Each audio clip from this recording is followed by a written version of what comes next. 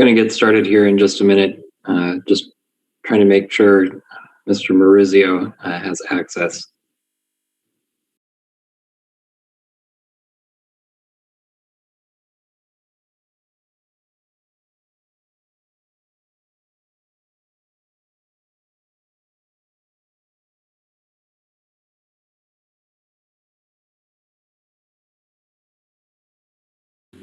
And you can do your camera. Okay. Can't hear you. Thank God. Hello, can you guys see me and hear me now? Yes, we can. All right, I'm so sorry about the slow connection I had. I'm on my third computer in my house. Thank goodness I had three. No problem. All right. Look at that background. Wow. Better to have a fake one when the reality behind me is not pretty. All right. Danielle and Mr. Tanner, if you could go ahead and start your cameras, we'll get started. All right, so this is the January 6th meeting of the Board of Directors of Valley of the Sunwalder Education Association, better known as Desert Marigold School. This is the meeting of the board. The public is invited to join and encouraged to watch, but unless specifically invited by the board, is not able to participate. I will actually, there was a request that someone else read the either the opening or the closing verse. Danielle, would you, if you have the agenda handy, would you mind reading the opening verse for us tonight? Oh, I'd be delighted. Bear with me, please, and I'll open it up.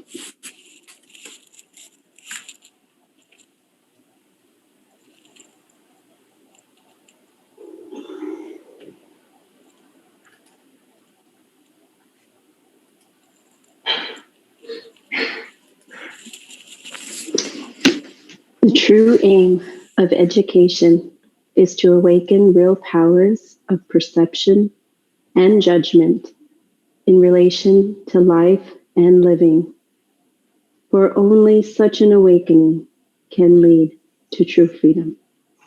Rudolf Steiner. Thank you, Danielle.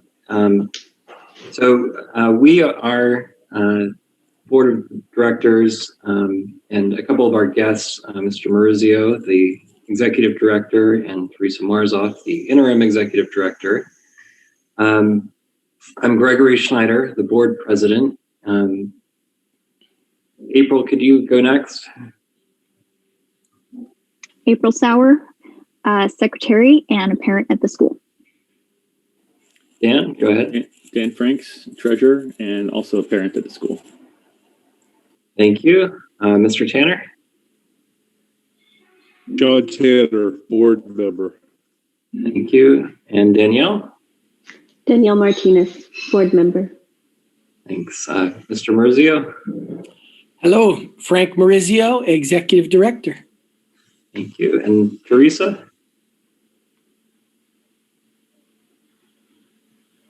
Sorry, my husband is also on a board call, so playing some tag team.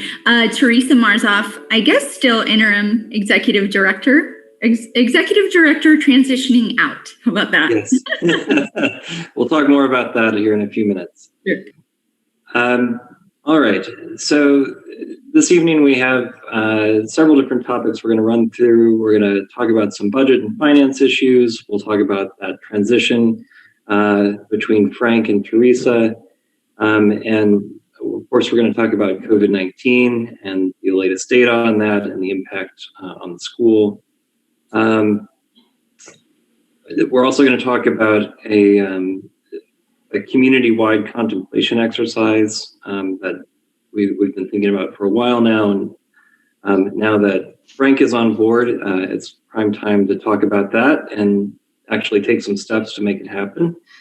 And then we have some procedural issues to take care of as a board that kind of relate to approving minutes and the 5-year interval review that we just went through. All right, so with that said, let's jump into the budget and finance matters. So fundraising. is something that we've done a little bit of this year. Actually, we've had a fair amount of success, and we've done it mostly in the form of asking for voluntary contributions that would go towards the cost of materials for each student, with a suggested donation of between $250 and $350. And the last information I saw on that, it looked like we had raised something like $48,000 in voluntary contributions, which is fantastic. But I think we have a lot of work to do as a school in broadening that and not focusing so much on materials, but thinking of it as a broader educational investment, which I think is how it's actually phrased right now, April, if I'm not right, is an educational investment campaign. Although the way it's described, I think, is a little bit more tied to those types of materials and that sort of thing. Danielle, you've reached out to at least one fundraiser, I know. Do you want to share with us what that interaction has been so far and what thoughts you have to share there? Yeah, thank you.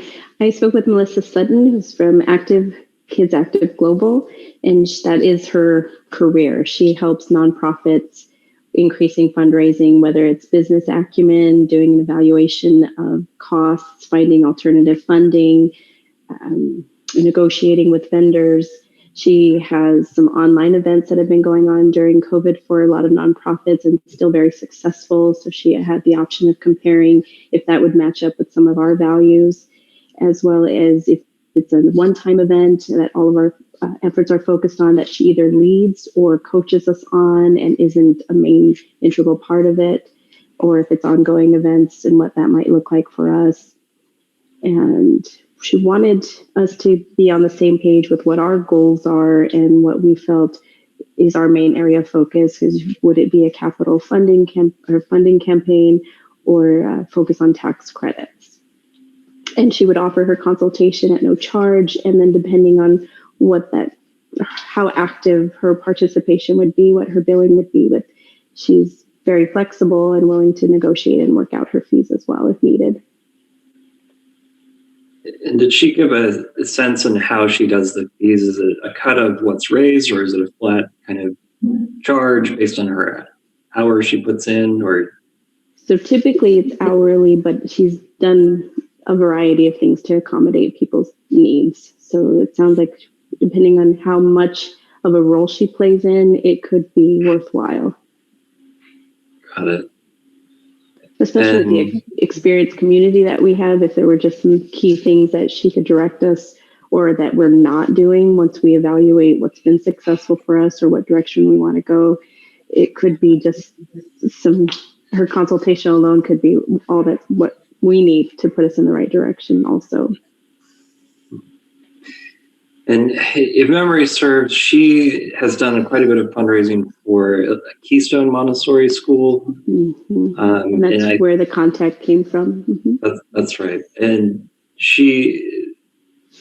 that school has an annual goal of something, I think it's $400,000 of annual contributions from their community that they try to raise, which I think is a realistic figure of what we should be shooting for as a school to cover the gap. And similar in size. Mm-hmm. Student population. Yeah, it sounds like a lot of money compared to the types of fundraising efforts we've done in the past. The biggest one I remember seeing was it was called a Bridge the Gap campaign. This was maybe 3 or 4 years ago now, and I think the goal was 100,000 or 120,000. But realistically, between the difference in what we get as a charter school per student versus what a regular public school gets, plus our added costs because of the specialized education that we're providing, I think we just need to set a bigger and more realistic target about what that gap is. And if she could help us get there, that would be great. So I'm thinking next steps on that front are having that meeting. Danielle, if you could keep going with that, that would be great. Is anyone else interested in participating in that? Treasurer. Frank, great. Yes, I'd be willing to lend any expertise to that as you need. No, whatever you need, Danielle, let me know. Thank you. Perfect. And of course, your input as well, because I'm sure you've got a lot of area of expertise around those same topics. I'd be willing to attend that and be involved with that as well. Perfect. And that'll be the limit then on board members who can participate in that without us having a quorum. I'll help behind the scenes. I can make phone calls or send emails, whatever, so we don't have open meeting law issues. I'm happy to help in any way, Danielle. Thank you. Perfect. I have a question. Yeah, go ahead. Do we have a foundation or a tax ID number?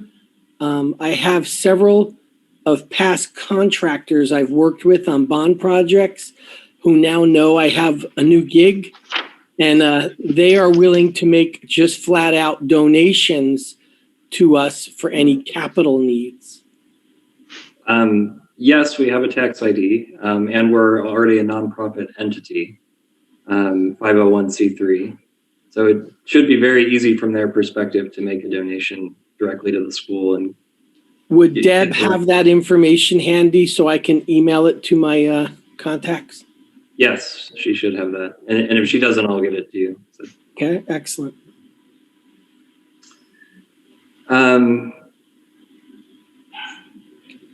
So any other thoughts on fundraising? Are we going to go ahead? I just had a question, a follow-up from our last meeting. We had talked with Priscilla about getting some updates on who hadn't yet joined the educational investment campaign, so we could do another, emailing and push for that for this semester. I'm happy to do that, but I don't have that information. So I'm wondering if she shared that with you, Gregory, or if I just need to email her myself. I'm happy to do that. Let me check. I thought I saw something roll through. I think erroneously thought it went to the whole board, but maybe it went just to me. Let me check, and if I can find that, I'll flip it to you. And if not, I'll loop you and Priscilla in together, and we can get that rolling. Okay, thank you. Are we able to change the wording on that so that parents don't feel the attack of a bill due? I'm happy to work through that with you, Danielle. If you want to have some, we can maybe have a phone call and look over the wording. But I know we were very specific about what items the money goes to, and it very clearly states that it's a donation. But we can certainly soften that language. I'm happy to take any suggestions that you have. Okay, thank you. Yeah, and for anybody who doesn't know, we cannot, as a charter school, require any kind of fee or tuition to people who are attending. So we can't make a mandatory materials fee, we can't make a mandatory book fee, we can't do anything like that. But we can, and we do, ask for voluntary donations. And we can explain why we need that. And that's the intent behind this.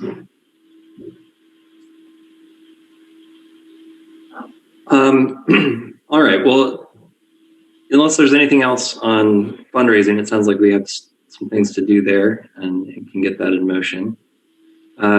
Let's move on to budget planning for the next fiscal. So Frank, go ahead. And Greg, I think I mentioned this to you, and a couple teachers mentioned it to me. And this is not the time, it's too early in the year, especially since we're going on remote. But with a little luck and a little hope, things can clear up after spring break and we can all be back in our regular seats.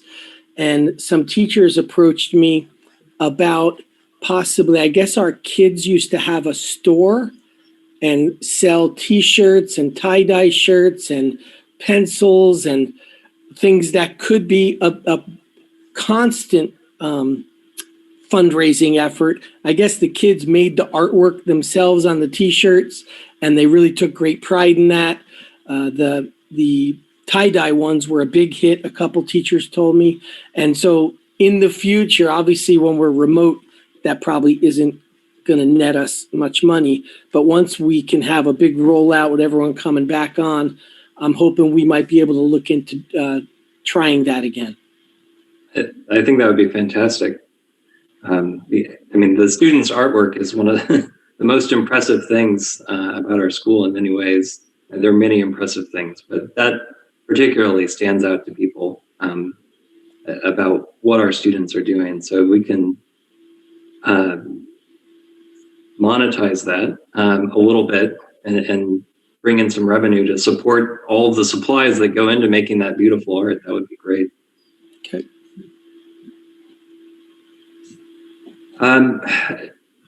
So I get one other thing on fundraising. So tax credits, we have until April 15th to ask for them for the 2020 tax year. I'm hesitant to have dueling fundraising campaigns. So, April, I don't know if there's a way, and maybe Danielle, you can help with this, but if we can add wording into, if it's not already there, into that educational investment campaign, saying that contributions of up to $200 for individuals and $400 for joint filers may be eligible for an Arizona tax credit. I think that could be helpful too. And there are lots of really good websites that break down how that works and what the eligibility criteria are and how you get that tax credit and why, if you're eligible, it really is a zero cost way to you to donate money and direct it to the school.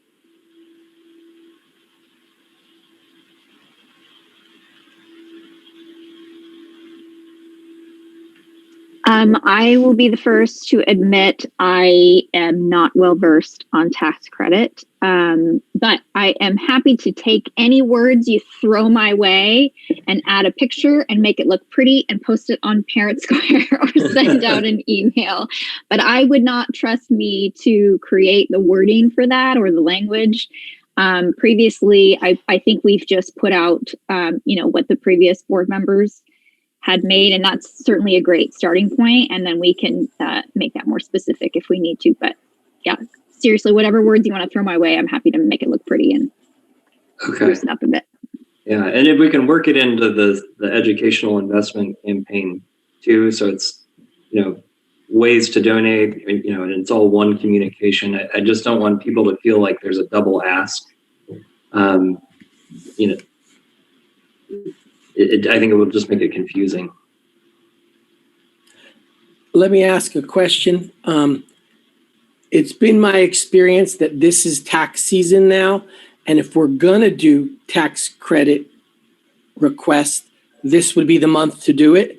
And then we wait a month and do the big fundraiser. It's gonna take us over a month to plan the one that Danielle's heading up. So then we're not actually hitting people up till the first week of March for that one. And of course, the things I'm trying to get are just simple donations. They're not really fundraisers. They're just going to put money into an account for us that we can utilize for whatever we want. But I think if we do a month, take a month off, do a month, there's some breaks in there. So you're right. We're not asking. And by the way, here's the next 3 fundraisers we're working on right now. That is a large ask, but if you give them some time off, and it would make sense, I already had teachers asking me today for their W-2s. And I am meeting with Priscilla tomorrow. I know the law is February 1st. Companies are supposed to have that information out. And that teacher was glad to hear, so this could be in a couple of weeks. I said, well, if we're going to follow the law, yeah. So I'll talk to Priscilla tomorrow. So they're already thinking about filing taxes, and we would want them to put that in this now. So, right. Fair point. All right, well, I'll get some language to you, April, and if you can work your magic on making it pretty, then we can get it out there. get that rolling. All right.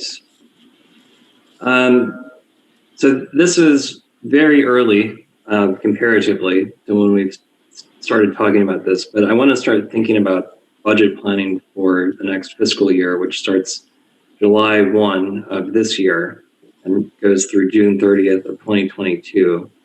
So, Frank, I'll share some information with you about past budgets and how this has worked, but typically the way it's happened is the executive director prepares a proposed budget that the board then approves. And I want to talk about it now because you're kind of getting thrown in the middle of the year, and I want to make sure you have enough time to understand all the different categories of things that we budget for and the types of things that might be changing. This year has just been kind of nuts, so we can give ourselves a little extra time to think about what might be different going into the next fiscal year and what the needs are, and is there room to grow the budget a little bit? Are there places where we need to trim it? I think that would be good. So, and then Dan Franks is our treasurer, of course. So Dan, I'll send you information as well on this, on how this has worked in the past, and Priscilla plays a big part in it too, in terms of getting that stuff together in a way that makes sense and that is something that we then can submit to the charter board for approval. And there's specific deadlines in early July that we have to hit for submitting that and getting it, approved as a board and having it in our minutes that it's approved and all of that. So I just want to, there's not a lot more to do tonight, but I just wanted to flag that as something that we should be thinking about now, especially with things very much in flux in terms of enrollment is bouncing up and down. It's small bounces right now, but we are about 10% lower than we were last year. And if that's the case, how does that play into our budget for next year? I'd like to think enrollment is going to pop back up once COVID is over and people can relax a little bit. And we can confidently say, yes, we're going to be open for the full year. But right now, things are still up in the air and challenging. Does anyone know, will the state collect enough money from Prop 208 to distribute stuff to us by July 1st? Because that's an extra pot of money that I believe all public schools will be getting something from. Do we know that? I don't. If anyone else does, please chime in. But I think that's a great question to figure out well in advance of next year. If there's a way that we can plan for getting some of that and how to calculate it, I think that would be great. I am meeting with Priscilla tomorrow, and one of the top questions is budget, so she can walk me through, because it's just Chinese to me right now. There are line items that I don't really understand yet. So she's going to walk me through it, and I bet she may have some hindsight on Prop 208 monies. She seems to know a lot about 302, and as you know, that's a different fund that goes directly to teachers after it's outside their contract. But 208 could be money just sent to us to decide what we want to do with it. Obviously, they want us to focus on teacher salaries. That's why it was given out. But there are other things you can do if we wanted to lower a class size, or I know we're short a special ed teacher. You guys have all talked about a curriculum director. I don't know, but those things can be used for, that money could be used for those type things as well. Yeah, I think that would be great to think about and figure out how that works. And the other thing I'm also trying to figure out in terms of pots of money that might be out there is the stimulus bill that just passed Congress and became law about a week ago now. Has $54 billion for public schools, but I can't for the life of me figure out how it's supposed to trickle down from the federal government to the states and then to specific schools in it, in any given state. But the general thought on it was going to be about $1,000 per student in public school. But how that actually shakes out, I don't know.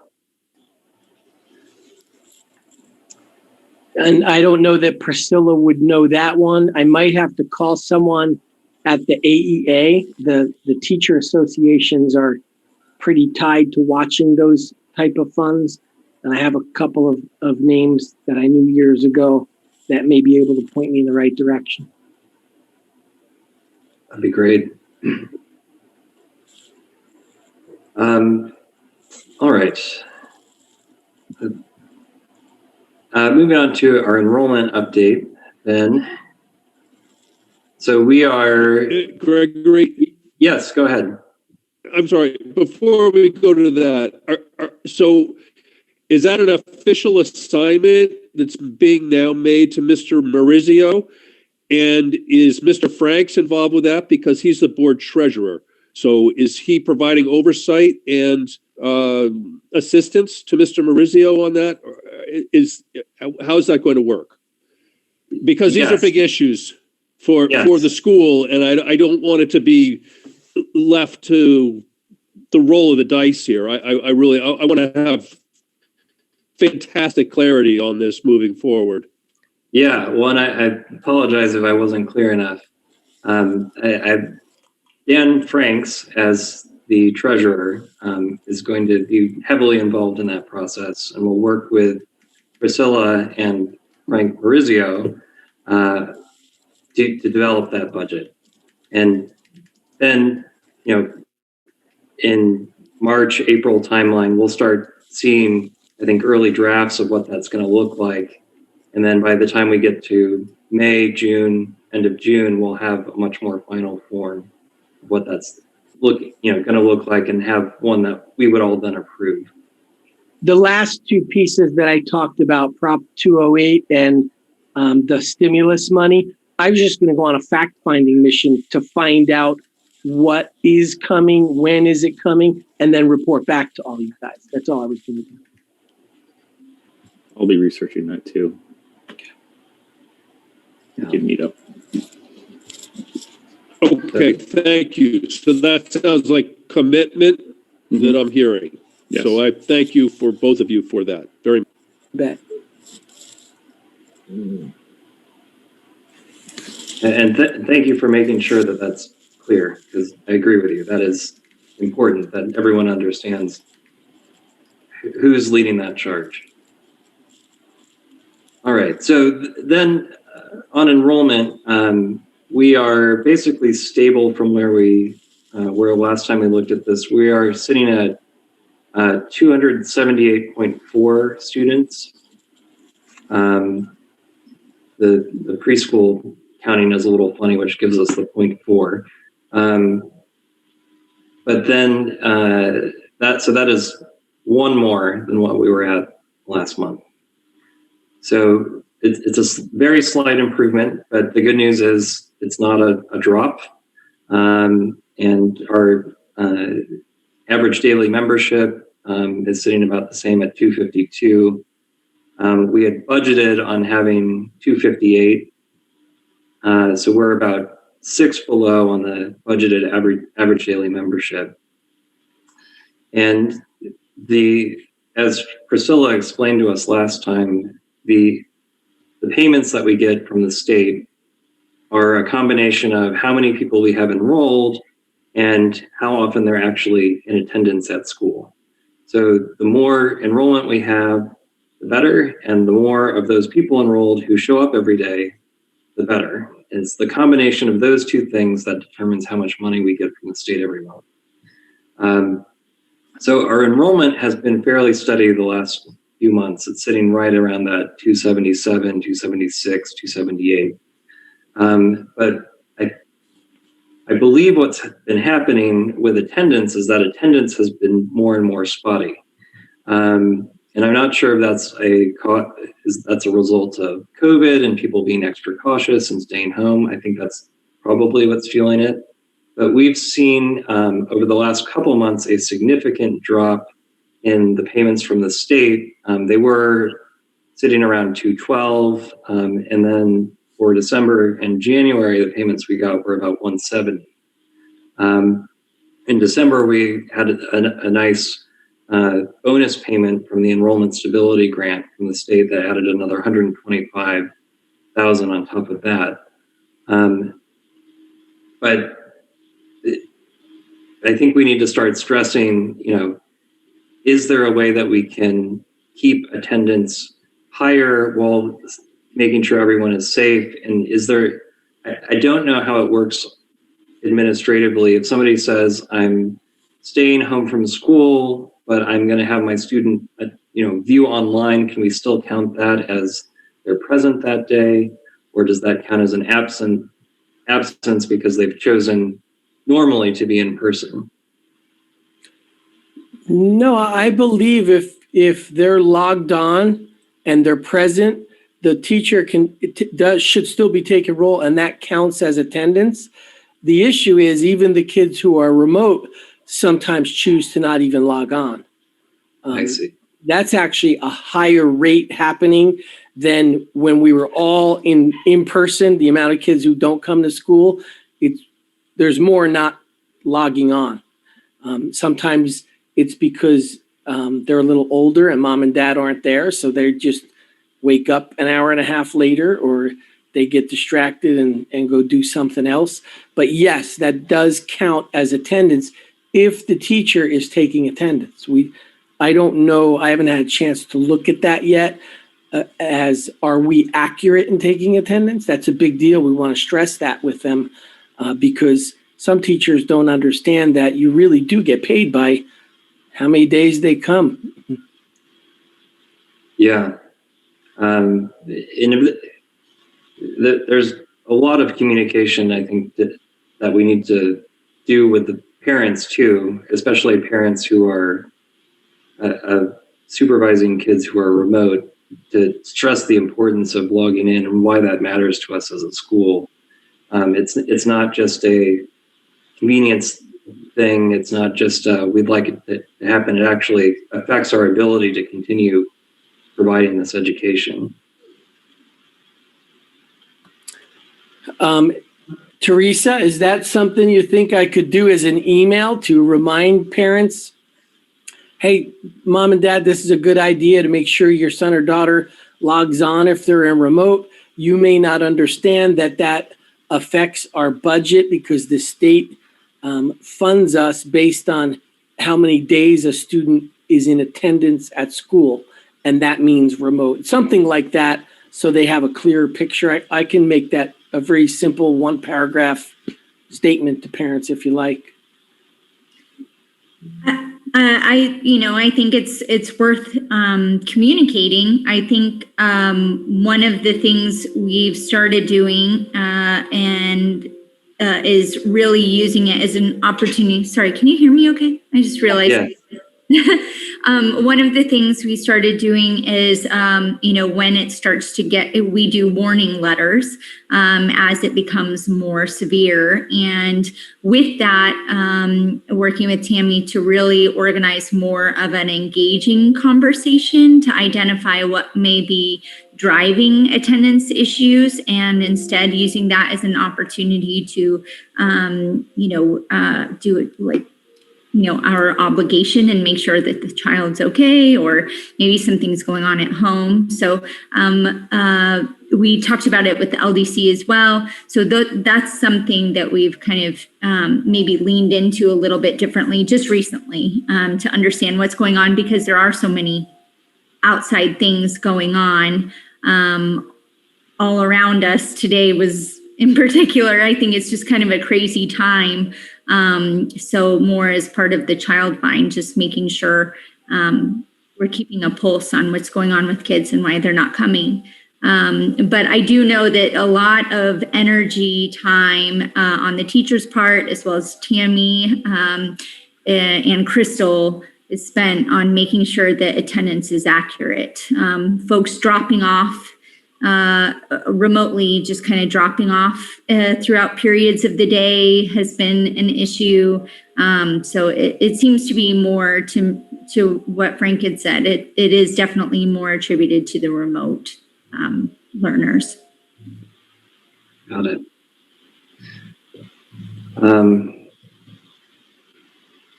All right. Anything else on enrollment? Ms. Teresa, excuse. Go ahead, John. Ms. Teresa, would you remind me when the first letter goes out? I don't seem to recall. Yeah, let me pull, you know what? I have Tammy's. Let me see if I can find it, Mr. Tanner. And then Okay. I don't want to take. Thank you, ma'am. I'll let you know. At your convenience. I have a question about recruiting. Do we have a flyer or a banner or anything that we put out or use to get to, I don't know, maybe there's some daycares in the area that kids are getting ready to go to kindergarten and we want to drop flyers off. As you know, getting the early grades first, they would get hooked into your school and want to stay. And this is the time to start doing this prior to spring break, as parents and families are often going to visit schools. Do we set up tours? I know it's a weird time with COVID to do that, but at least get information in their hand. Can we make a video? I don't know. I'm asking, have we tried those things in the past? Do you want me to spearhead and run that through the leadership committee to see if we can get something, at least a flyer first, and I'll go drive around the neighborhoods and see if there are daycares in the area? I don't know. I'm asking you guys, what would you like to see done there? Danielle, if you want to respond to that. I know I'd love to do a video, not that I know of. I know I've done that for invitations when we've had fundraising events. I've done a mail drop and a flyer drop around the surrounding areas and daycares near my work, but not so much for recruiting. As long as I've been at the school, I wasn't familiar with any, but I do miss the tours. If we can do something like that virtually, I'd be happy to do that in a video style. Yeah, I think it would be wonderful if that could happen. I think it's been something we've all wanted to see happen in the past, and it just nobody has had time to carry through on it. So if you can make that happen, I think it would be fantastic. Danielle, I'm hearing you say virtual tour, almost like you go online when you're shopping for a house and they go room to room, or is that what you mean? Whatever we can come up with. If it's a virtual tour, if it's something that we can connect to social media, or if we're directing it on campus. Again, I don't know what our protocols are for in person, but I would be happy with either option or a combination. I understand come spring breakish, probably when the weather starts changing, that our campus really blooms, that the trees and the flowers. And Hector is already working on some projects for me now in the way of beautification so that people pulling up to the school will see our best foot forward. So before we do a virtual tour, if you let me have a month and a half to really give Hector some time to get some fresh plants in, let them bloom a little bit, I think that would look really good on a camera instead of the winter look where there aren't really leaves on the tree, and you know what I mean. Frank, go ahead, please go away. Sorry, I was just going to add that I know the high school has done quite a bit in terms of like flyers and open houses and stuff. So I would talk to high school staff because I know those already exist there. If you need something for the grades or preschool, again, I'm happy to make something, but I need whatever wording. If the LDC wants to come up with the wording and I can do it, or what, I'm happy to help with that. But I would check in with the high school for their flyers. Would that be Millie or Crystal who has been part of that? I want to say Crystal, but I might be wrong. Okay, It might be Christy Martin. Yeah, she'll know. Okay. Crystal will know. Okay. Because she was previously the secretary for the high school, and so she might just have access to all of that anyway and know where it is. at a moment's notice. Thank you. I really appreciate, Mr. Maurizio, your wanting to beautify, and I think that's going to go a long way. I would say that in terms of the information that we're conveying to the general public, we need to be careful about that, because that can lead to inconsistencies between perception and the reality of what's actually happening in the classrooms and on campus, and can lead to a great level of misunderstanding and consternation from the public when they sign up for something and they're actually getting something that's very different. So I do want to be careful as we move forward with that particular public relation piece. Okay.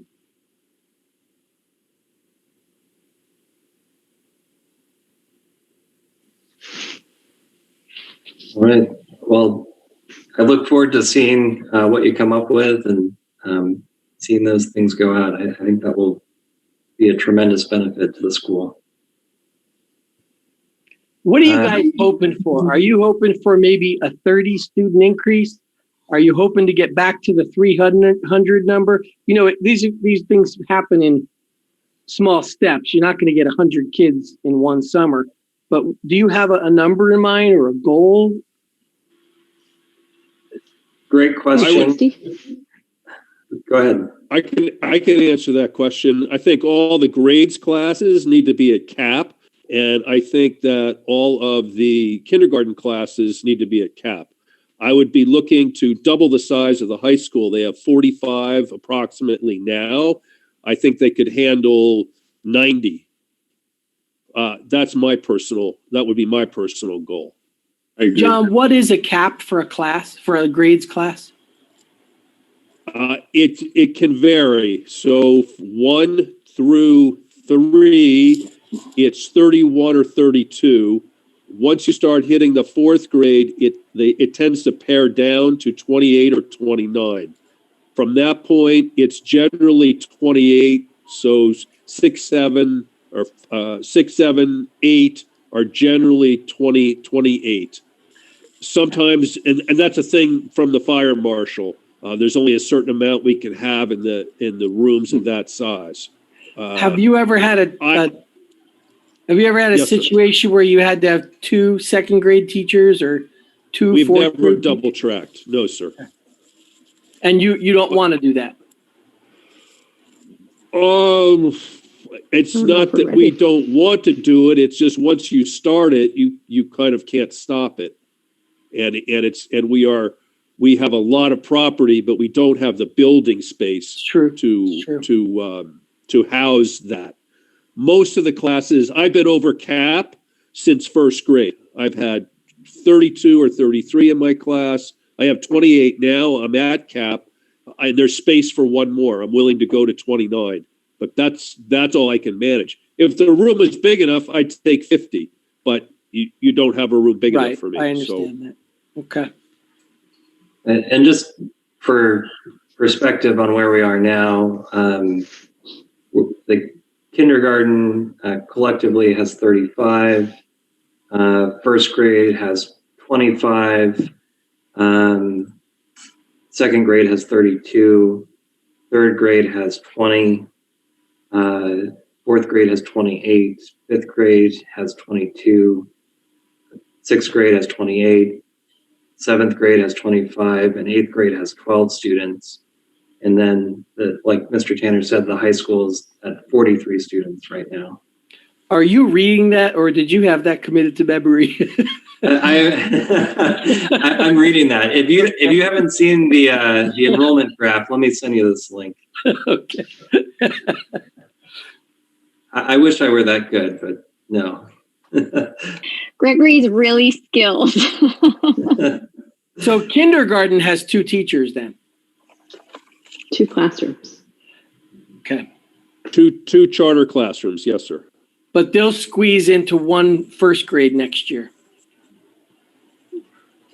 Well, cap. what happens is that you have the kindergartens roll into what they call the Golden Knights. which become the first grade First. class for the fall. And so the 32 Golden Knights start to burst out of the early childhood classrooms. So it's not like every single kindergarten student goes Right. I into the think first grade. Heather explained to me that some of them will get the opportunity to do kindergarten again because of where they are learning wise or maturity, whatever it is. It's usually a parent agreeing to that, and that makes sense.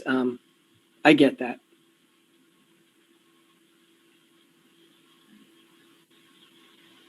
And the waiting lists, hopefully. We rebuild that. That's true, Danielle. There are children that come into the first grade that have not been in the Waldorf kindergarten. That's 100% correct.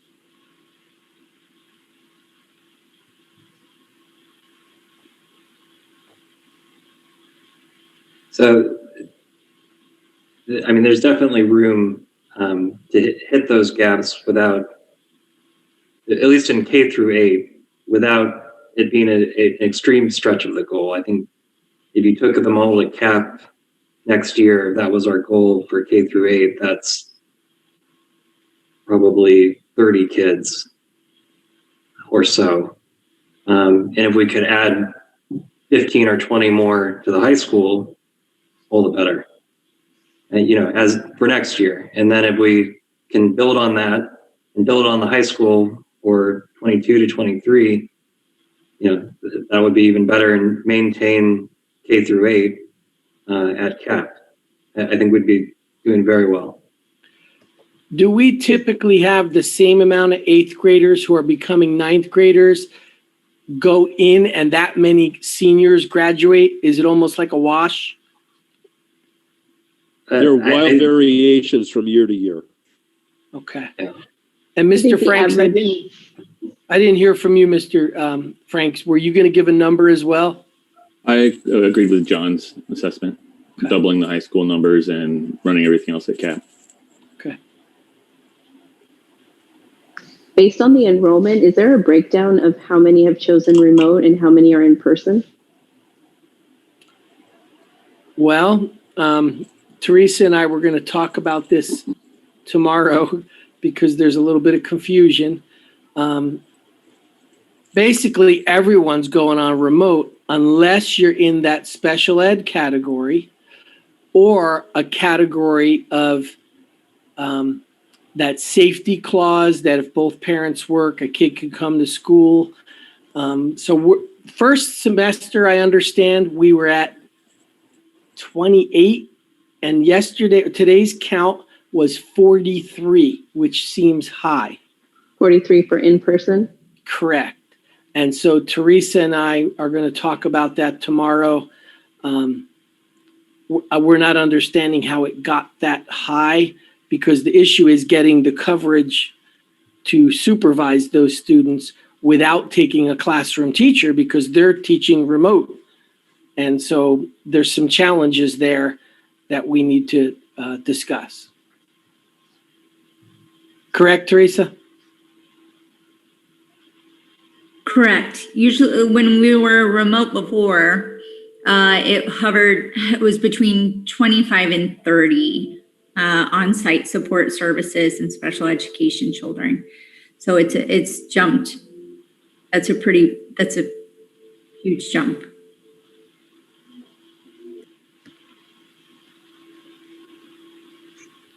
Well, I might as well just tell the board what the confusion is.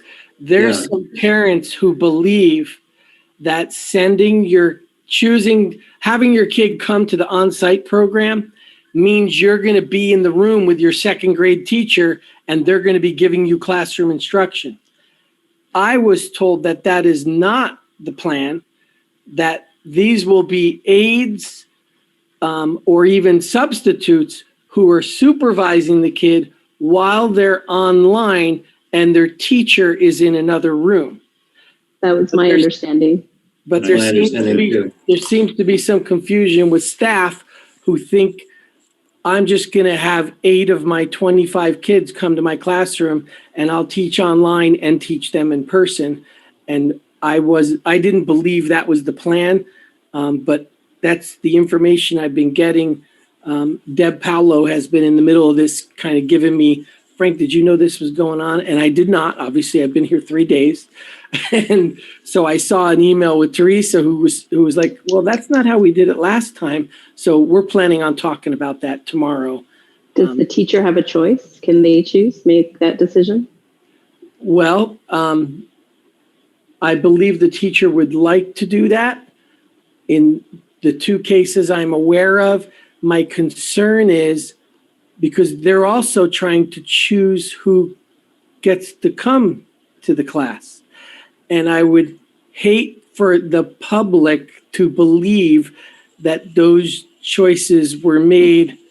Well, I'll just say it. Are we going to let teachers choose staff members' kids to get that kind of learning, or board members' kids to get that kind of learning? And then both the staff and the board is going to be looked at as, oh, so you guys get to do this and we don't? And I don't want to put anyone in that type of a situation. I hope you understand it's already being talked about like that.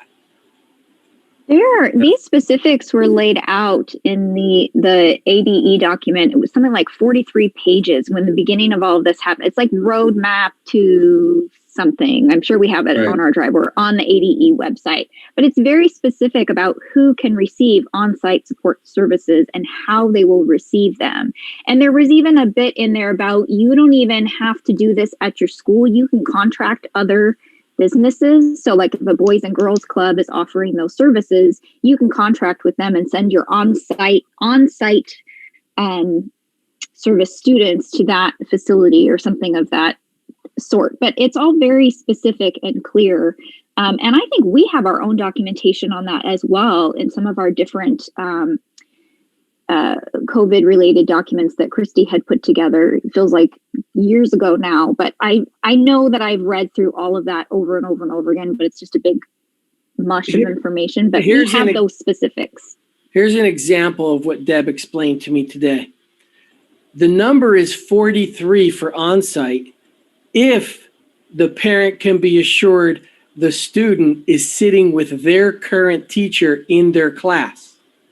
That number goes down by 15 kids if I'm just in a room with a sub online. The parent who wants their kid in there is not necessarily just about I'm at work. They want their kid to get direct instruction from the actual teacher. And so that's the confusing part that has come up right now. Yeah, I share April's confusion about the confusion because that's not how it worked last time. And I don't know why people would think that's the way it's going to work this time around. But and we were following all of those rules, and we need to continue to follow those rules because that's what the state is requiring us to do. We don't get to make up our own rules about this. I agree. There seems to be a rule that was added, and I haven't seen it, but our special ed teacher has approached me to say there's a new caveat that if a student at the lower grades, grade 1 and 2, is not ready for reading for the next level, they can be included in on-site and with the teacher. So it's face-to-face. I have not seen that in writing, but that's what that particular teacher explained to me today. Teresa, I don't know if she has mentioned that to you at all.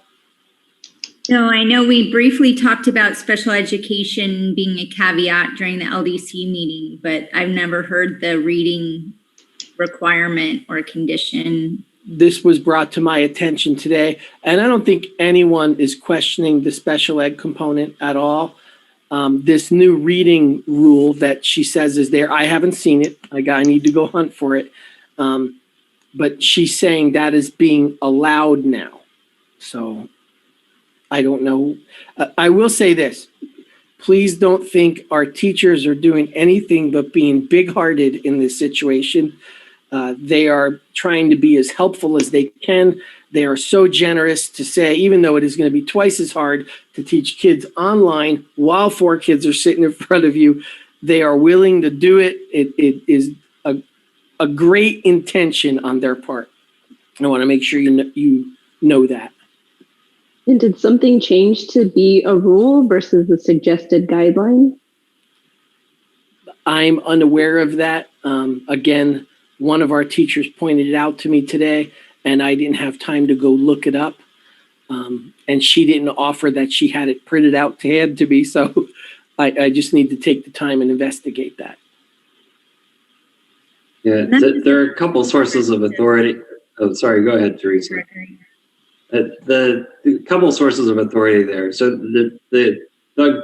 Governor Ducey signed an executive order saying you have to have on-site support services, but it wasn't particularly specific about how that was going to play out procedurally on the ground. It just said, if you want state money, you have to do this. If you don't want state money, then you don't have to do it. And the fact that we did it made us eligible to get the enrollment stability grant that we just got at the end of the year. So it's good that we did it and that we followed the rules. Then the Arizona Department of Education then laid out the more detailed roadmap about how you have those on-site support services, what's required, what's allowed, what they're expecting to see. So that's how that played out. So I do want to take a step back though for a minute, because I want to orient this discussion. I think the bigger elephant in the room right now is, I think we can just jump to the COVID-19 topic on our agenda, is there seems to be some confusion. We got a number of emails as a board today from members of the community about what the board voted to do and when we voted to do it. So I'm going to try and clear the air on that. So back in the middle of November, we voted as a board that we would follow the recommended delivery model as stated on the DHS website for Maricopa County. And I think I understand where the confusion comes from, because shortly prior to that, we had said we're going to follow a specific set of 3 benchmarks that are on that same website: percent positivity, hospitalization, and I'm blanking on the third one right now. But COVID-like symptoms. thank you. Yes, hospital visits for COVID-like symptoms. So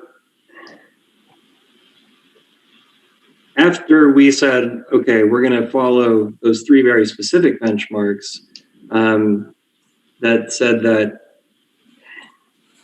all 3 of those have to be in the red or in the yellow or green categories in order for you to reopen and offer some type of in-person, hybrid or fully in-person. And only one of those needs to be in the red category before you should start transitioning to virtual only delivery. The state then changed its guidance on that front. And they said, actually, we're not going to recommend virtual only until all 3 of those benchmarks are in the red. The cases per 100,000, the percent positivity, and the hospital visits for COVID-like illnesses. And because our prior decision was based on following the state metrics and the state recommendations, we then reconvened as a board and said, okay, because the state has changed its guidance, we're going to instead change what we're doing to follow their guidance. And because this is a shifting situation, because things are changing, and because we're not public health experts, we're going to vote to follow their recommended delivery model, whatever it is, based on the criteria that are most relevant at the time. And so we decided that in the middle of November of 2020. And slowly after that meeting, we all watched the metrics on the state website tick up.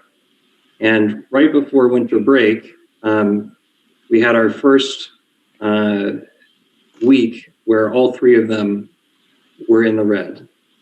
And then we had, that was on the Thursday before winter break started. And we were all expecting, based on what the state had told us, with all three in the red, that means you should transition to virtual.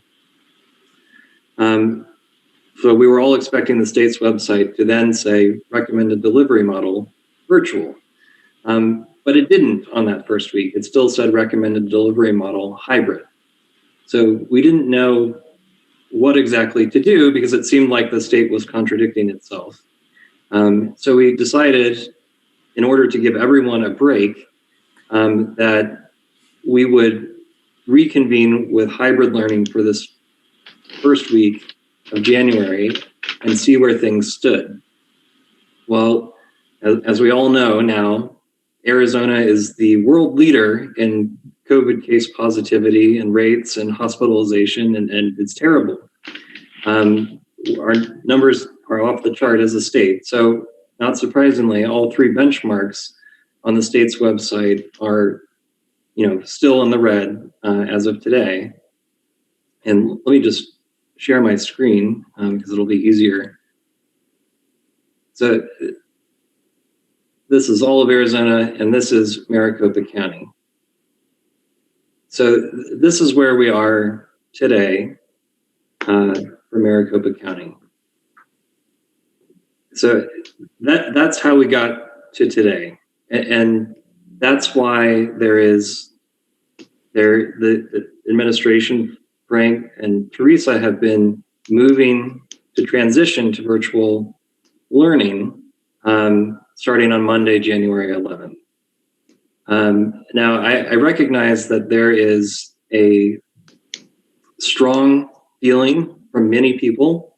Mr. Tanner, I believe, is going to make a comment when he's ready on the subject, that we should stay open anyway, because there has not been a formal government mandate that we close.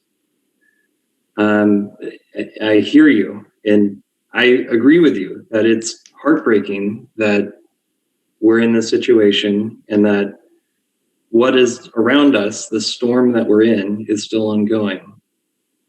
But I remain convinced that we have struck the right balance between protecting the faculty and staff and the students from something no one on this board is an expert in, and erring on the side of being open more than we haven't. We're not this year.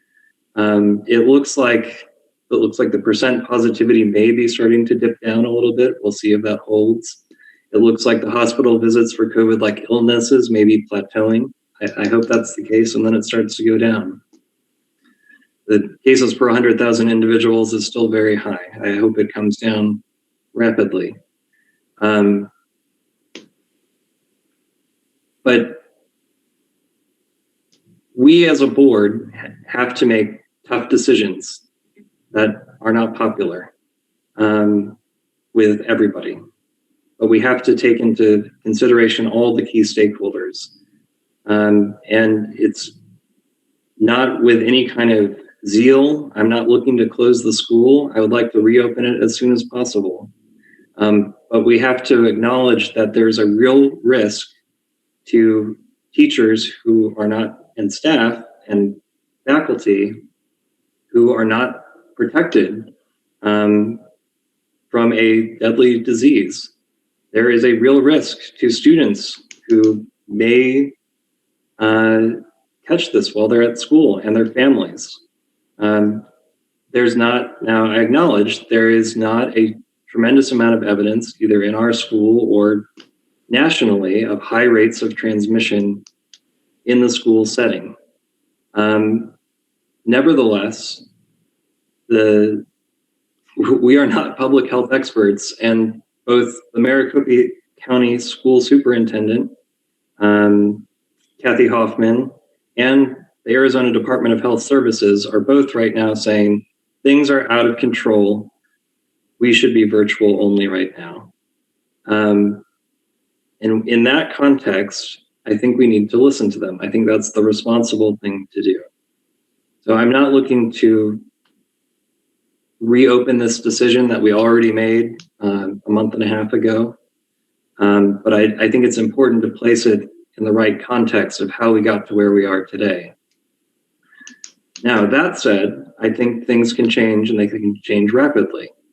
For example, we got an email today saying that starting on January 11th, just a few days from now, teachers are going to be eligible for a vaccine. And I very much hope that our teachers choose to get it. It's free and it has a 95% efficacy rate of protecting people from COVID-19. And in the context of faculty and staff being vaccinated and protected, and I think that changes the calculus. And I think it changes how we might think about it. But we don't know how soon our teachers are going to be able to get it. We don't know how much supplies are going to be available. And we don't know how many teachers, faculty, staff, and students are going to opt to get the vaccine. We can't,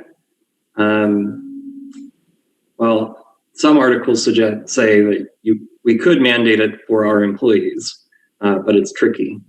I don't think it would be wise on our part to mandate a vaccine, but I think we should very strongly encourage it.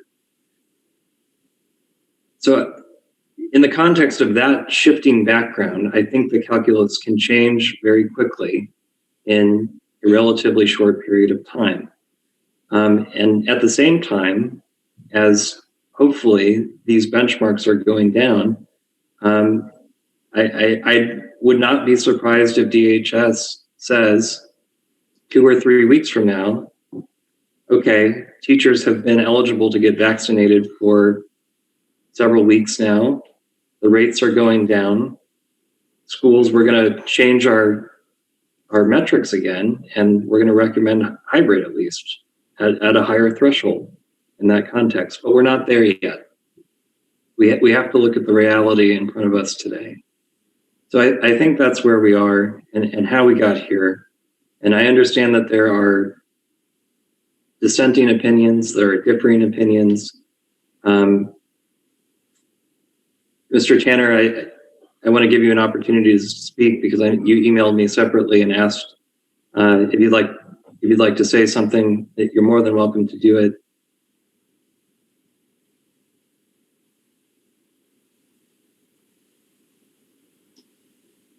So, Gregory, it says on this document that now the state of Arizona has changed its mind from, because it's a little small for me to see, even with my reading glasses, that they've changed their mind since the week before Christmas, that they are now fully recommending virtual as opposed to hybrid. Is that documented on there? That's correct. Yes. Red box. It's I don't know if you can see my mouse. Red box right there.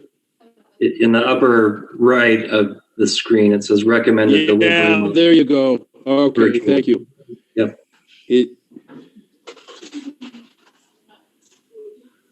Okay, yeah, no, thank you for that. It's getting late and my eyesight gets poorer and poorer as the hours get later and later. Thank you for that. Are all the board members planning to get a vaccine? And if so, are you willing to do that in the same way? Like on the screen, everyone will get a shot to build confidence for the teachers? I'm Absolutely. I'm certainly getting one. I'm in the Moderna vaccine study myself. And, Who said absolutely? I'm very impressed with it. I have no hesitation about getting it. I have to probably get mine done at a hospital or an urgent care because I have allergies, like pretty hardcore allergies where I have to carry around an EpiPen, but I'm still definitely going to do it.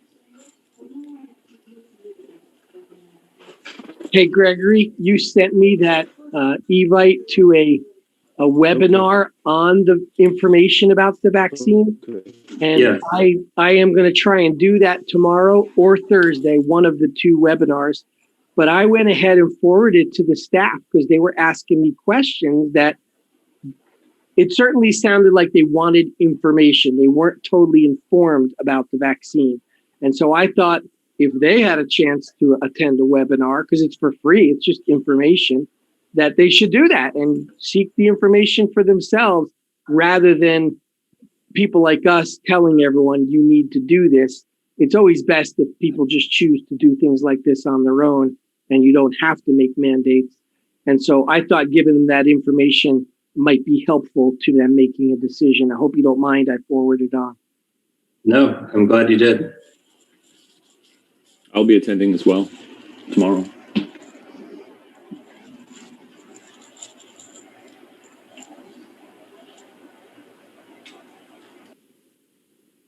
So with that said, that's how we're here. That's why the plan is to start virtual learning on Monday. I very much hope this doesn't last longer than 2 or 3 weeks. Realistically, I think it may go on longer. I think this may be a mid-March or later type of thing, at least until we can get more vaccines to teachers and students and faculty and staff and reassess the situation for schools. So with that said, Teresa, Frank, what else is going on the ground with respect to COVID? What else do you need from us as a board?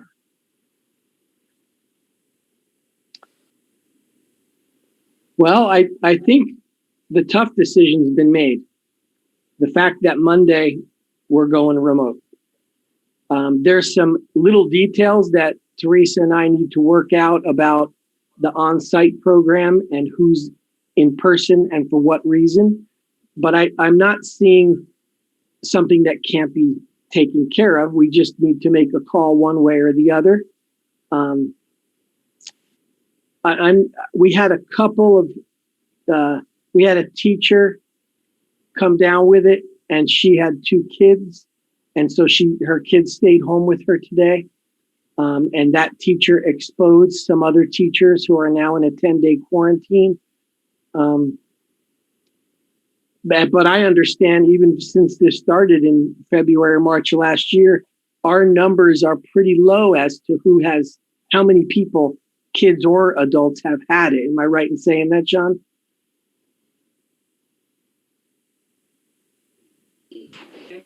I'm not sure if you're correct or not, but please continue. And That's what I've been told. It's not like we have had half the staff get this or had to send home 20 or 30 kids at a time. I understand it's 2 or 3 kids and 2 teachers, maybe 2 adults, maybe. It's been very minor, and there's been no tracing whatsoever to the school. We don't know where they've gotten it. We don't know if they've gotten it at Safeway or at some party that people have, some social party that people have off campus, which tends to be where people get it anyway. That's correct. And not on campus. We've done a very good job with our mitigation plan. The mitigation plan works. And since I have the floor, I do want the board and anyone who is listening to this meeting to really understand that this is jeopardy with your children's education. Children from K to 12 are all behind. Make no mistake. Online learning is highly experimental and is not really doing the job. So yes, we respect the board and the board's decision. But it needs to be plainly stated that you're playing a dangerous game with your children's education, and you should be aware of that.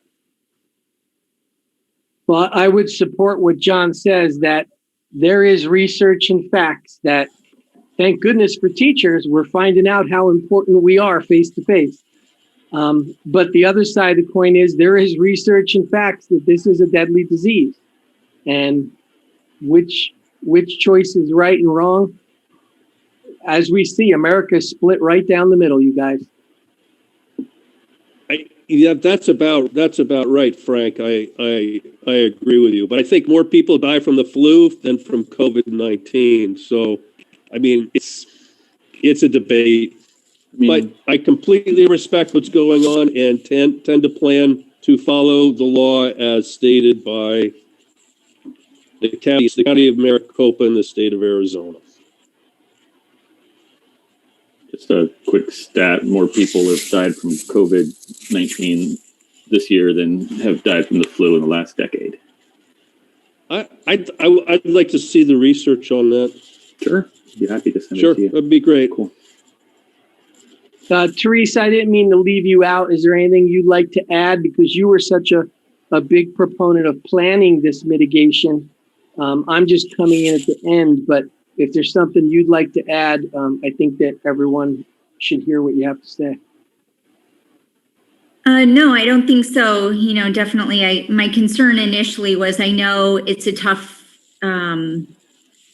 wherever you fall on this issue, online learning is difficult enough for the teacher and the students. So my major concern was not having an appropriate amount of time for teachers to prepare and parents to be looped into the difference. So I am very grateful to the board and community for this week. And that allows us to really do a lot more preparation so that we can make a difficult situation better. But not ideal, but better. So I think that would be the only thing. And I did get, I see you shared it, Mr. Franks. I was just going to put that link in the window here. It's requested by an attendee. So nope, nothing else to add.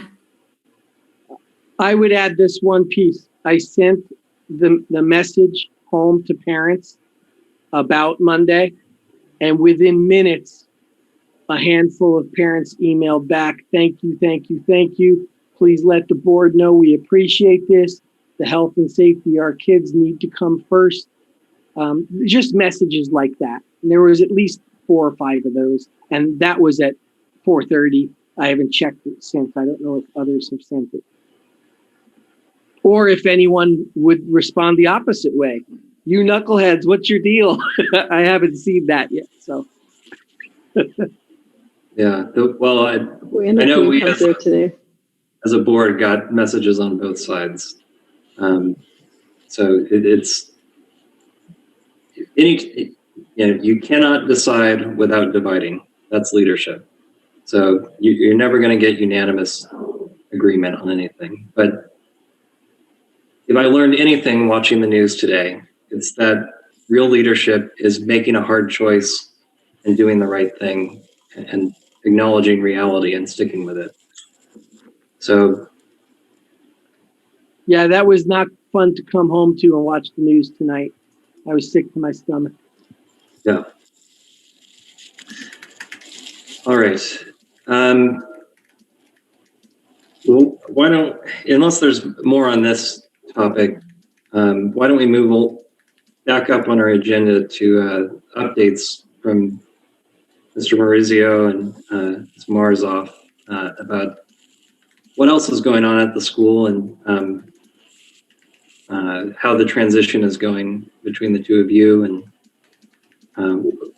what are your thoughts on that, and where do things stand? Well, I have to jump in first before Teresa here to say, you guys, I so appreciate Teresa. She is well informed. She is knowledgeable. She is a dear to work with, and she is making me learn things very quickly and in such a positive fashion. I would be way behind without her. And I so appreciate everything she's done. And the staff is already voicing they're sad to see her go, and I understand why. She's a delight to be around, and she's a listener, and she's a problem solver. And those are all good things. So thank you, Teresa, and board, thank you for keeping her on to help me through this transition. Yes, I echo your thoughts, Frank. She's been fantastic, and we were lucky to have her for the time that we did. Thank you. That I didn't expect that. My background's HR. We never hear these kinds of comments. So I feel like I'm being set up a little bit here. I'm getting a little looking behind my shoulder, but I appreciate it. It's been really great. I think I've said it to the community. I'm just sad I don't have children that I can have go there. Otherwise, I'm just some creepy random person that's hanging around a school community that doesn't really have a reason to be there afterwards. So I've really enjoyed getting to know everyone, and the support's been awesome, and Frank's been awesome too. So I appreciate it, but I don't have any other updates. I know Frank's been great to work with. He brings in a lot of energy. It's exciting. And definitely my background is not education or charter or Waldorf. So that's been really great to watch him, step into that role and really take hold of everything and be excited to learn about Waldorf. Is amazing. Definitely a lifelong learner, which is great. So yeah, no updates from me. I think I provided you with a written update, everybody. Greg, is that true? Gregory? Yes, yeah. And I did send that to everybody. I know it was a little late this afternoon. So thank you for doing that on short notice. That's much appreciated. And I received your email back of a format to follow. I will do that next time. This was just a quick 4-day, because really the first 4 days, other than putting out a couple of fires, I'm just spending time with staff, going to each classroom and meeting the kids. And those of you who have children there, what delightful kids this campus has. Every one of them have been so nice and so sweet, and they run up and say hello to me now. I had 2 7th graders interview me today for an essay they were writing on, is homework really important? It was clouded. So I'm just glad that they're willing to do that, and meeting them all was great. I haven't met the early childhood kids. They're the only one I haven't gotten to yet, because they aren't often in a setting of sitting in rows. They're all over the playground. So I got to find the time when she has them all in a group to run up there and say hello. Our staff is wonderful. They're kind, they're bright, they treat kids great. They're coming in and talking to me. They're not being bashful at all, and I'm glad they are reaching out. I got a wonderful basket from a welcome committee. I think I'm trying to think if our eurythmy teacher is a big part of that, because I got a nice warm loaf of bread and fresh butter and a couple of books on Waldorf. It was just wonderful, just awesome. Great first week of getting to know people. Excellent. I'm glad to hear that. And welcome again. On Thanks. behalf of all of us, we're very excited. So,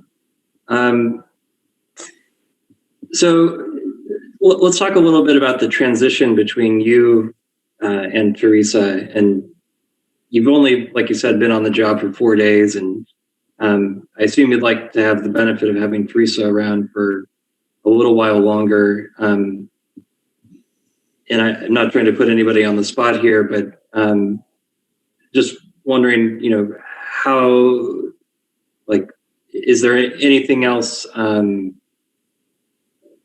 that we can do as a board to give you the support you need to be successful? Is any resources that you're unsure of, or any questions that we can answer? Well, I've made lots of appointments to reach out to Priscilla, to Jessica. I meet with them tomorrow. I meet with Michelle, the president of the parent organization.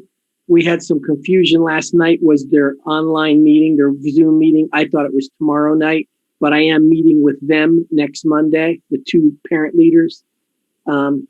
I am meeting with the Fruth people, the computer people. As you know, our computers are in and out sometimes, and I'm trying to get an understanding of how is our bandwidth? How is our Wi-Fi? Do we need to do something, especially as we head into all remote? That's going to become critical if it's not working. And so there's some key people I'm setting up appointments to meet with already. I do want to ask you guys a question, because this is the time of year that leaders like me often look at what's going to happen for health insurance and benefits next year. And I'm going to ask Priscilla about that today, if she thinks we can get a better deal. I have heard from some people that we don't necessarily get great service from them, but Blue Cross Blue Shield is a good health care carrier. But this is the time of year you start bringing some people in to say, well, I can bid this and I can bid this, and we can put that in front of the leadership group and let them see it, and then make a recommendation to the board of, we think we should try something else, or no, the plan we have here is better than what anyone else can do. But this is the time of year to start doing that, because you want to bring that forward in April so that that sign up can take place in May before staff leave for the summer. I don't know if you're used to doing that or you just roll over every year. I just want to make sure. My background tells me that's a ball in the air right now. So Yeah, in my time on the board, which is 2.5 years, I don't know that we've ever had any visibility into that process, or how that, what the options are, or picking one or another. Mr. Tanner, you've been on the board a couple times in the past. I don't know if you played a role in that before, or. I have not played a role in that, but typically, as Mr. Maurizio states, he is correct, again, in saying that this is the time of the year that it's been looked at, and we have looked at it in the past at this time of the year. So I believe his intuition is correct. John, do you know, did we face a drastic increase last year? They've been averaging 15 to 18% increases, which are high, I think. But there was some upset last year. There were some arrangements that had shifted from what happened in years past, and it was quite upsetting to some of the staff members. So I'm sure they would very much appreciate any improvement on their health benefits and health care that they could possibly receive, and of course at a lower rate. So we would appreciate any effort. Yes.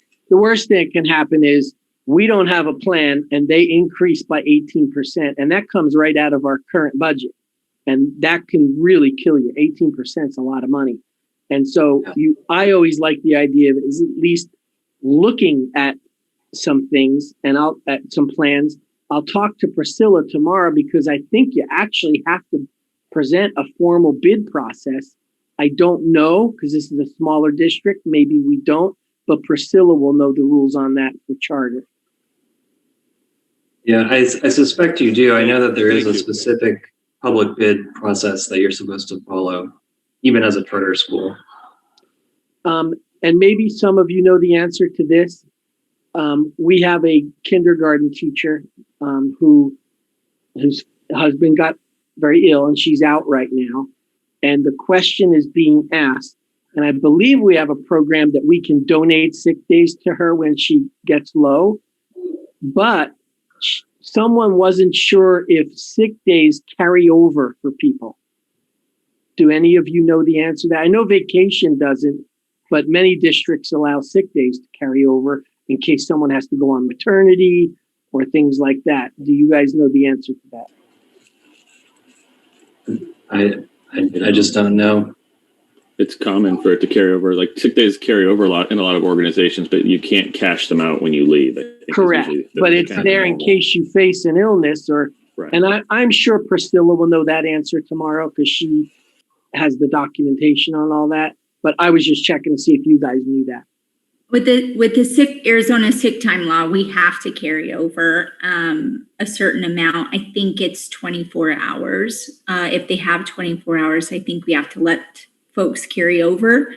And then I believe our employee handbook speaks to anything outside of that. But I think within the law, we have to allow for that. So they can accrue up to, typically a company of our size would be like 40 hours in the year for a year's time. So, but again, I know I responded to her email letting her know where she stood from a time off perspective, but the question would be, when someone is donated sick time, can they exceed that threshold? That would be something we'll definitely, I don't think our policy speaks to. Okay. I lost my thought- thought. I seem to remember that you could carry as an employee up to 80 hours of sick leave, which I think is 2 years worth, but nothing beyond that. So. And that Mr. didn't mean you could Mauricio, cash it out though, right? There's no cash out. Right, but you could, it's there for you to use if you've Yes, been sir. diligent in not calling in sick and all of a sudden you came down with something that's really bad, you would have the ability to be paid. Correct. Okay, most companies act like that, but I will pose it to Priscilla tomorrow because I'm concerned that some staff members thought that this particular teacher only had 8 sick days, and that would near be enough to get her through what she's going through right now. So we were hoping, because she's been here a while, we would assume, I hear that she doesn't miss a lot. She's here every day. So she would have some carryover there. So, okay. Thank you for helping with that situation. Of course, of course. And it sounds like in the absence of a specific policy that we have that addresses it, it's going to have to be a kind of ad hoc decision on how that's handled within the confines of the law and the accumulation and rollover and historically what we've done. And if people are willing to, if we can let people donate vacation time, and I think that's just going to be something you have to figure out on kind of a one-off basis. If going forward there's a policy that that you need the board to approve based on this experience, then maybe we can take a look at that. But it doesn't sound like there's anything that we can particularly point you to right now, unfortunately. Okay. And then another thing that leadership committee is working on, this is also the time of year that you kind of have to start making a decision on a school calendar for next year. When is October break? What days are off for Christmas? When is spring break? What's the first day of school?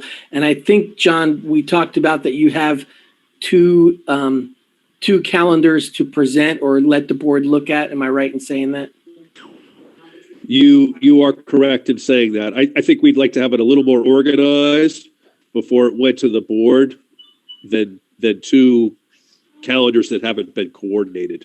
I'm hoping to let it be on our committee agenda a couple more Mondays to talk through some things, but hopefully by February, we can get something to the board, because believe it or not, the ladies are taking phone calls from parents trying to plan when they should come back from a summer vacation. Can they go see someone at Christmas?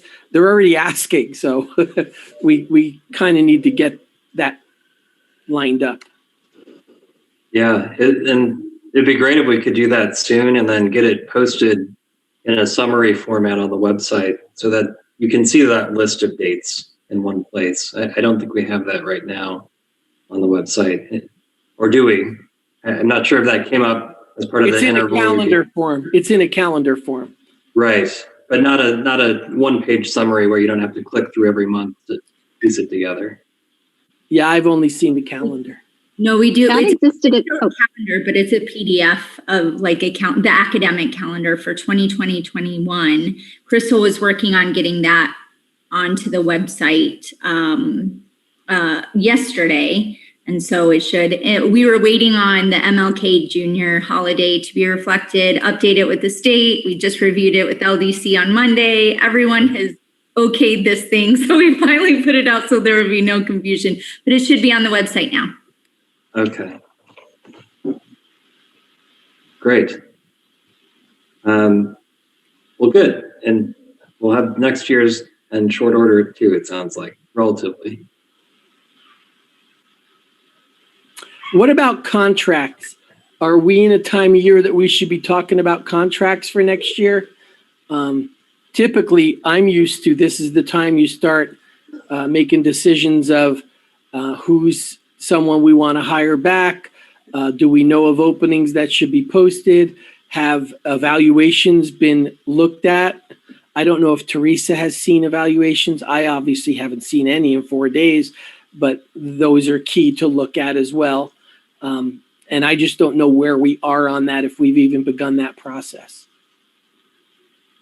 I can say for at least the last couple of years, that has not happened until very late in the academic year, like April, May kind of time frame, at least before it percolated up to the board level where we started hearing about it. And that always struck me as being extremely late in the process because that affects budget, it affects, parent planning, it has so many impacts on the school.